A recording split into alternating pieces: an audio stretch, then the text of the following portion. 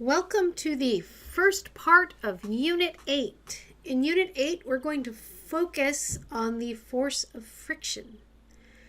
To begin, let's repeat the definition we got a couple units ago, that friction is a force that resists motion. It always points in the direction opposite of the velocity or the direction the velocity would be in. To help illustrate this, we're going to look at a simulation. So when you pull the simulation up, you see this. We're going to go look at the friction tab. So here we are, and I'm going to increase the friction to lots because I can. And we have this little guy and we can push on the box. So for the moment, notice right now that the box is not moving, and as I increase the amount of force I apply, the force of friction increases with it until the block starts accelerating, and then as I increase the applied force, the force of friction remains constant. Okay. Oh, my guy did the splits. So let's reset and we will show that again. And this time we'll do this way. So if I push a little bit, let's push a little bit more than that. The force of friction balances it out. If I push a little bit harder, the force of friction gets bigger, again, to balance it out. We can even look at the values and see that they're equal. Push more again, still balanced, still equal, still not moving. And then once I start moving, the force of friction will stay constant even though the applied force gets bigger. What changes, of course, is how much it is accelerating in this time period.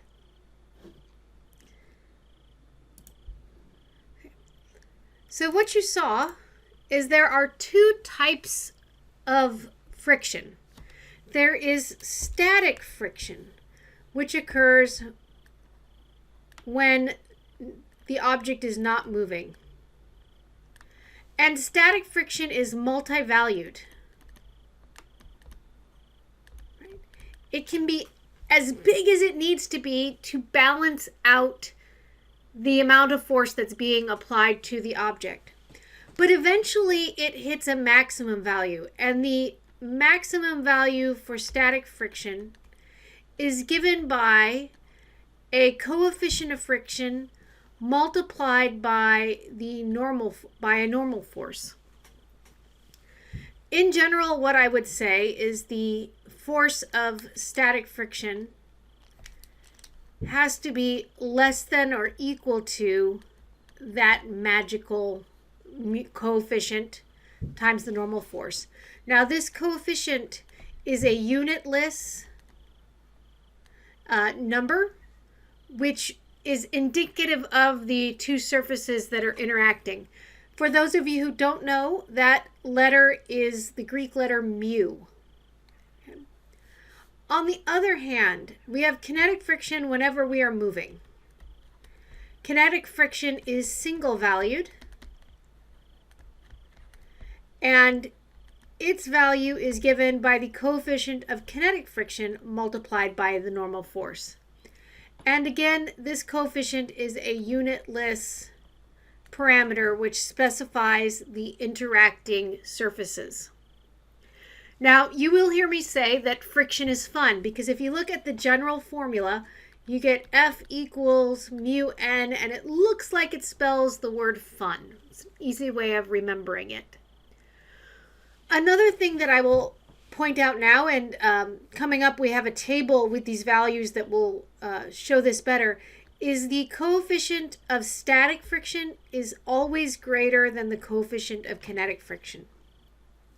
So the maximum value for static friction will always exceed the value for the kinetic friction. The other thing I will say is you can have a situation where you have multiple frictional forces and multiple normal forces acting on the same object.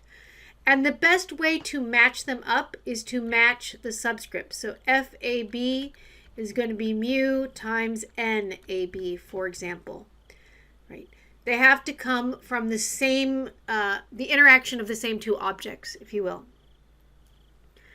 Okay, well, moving onward, Here is that table of coefficients of friction. You will need to use numbers from this table in order to do the homework. On a quiz or on an exam, I would either give you the number or give you the information to find the number for the coefficients. You don't need to memorize them.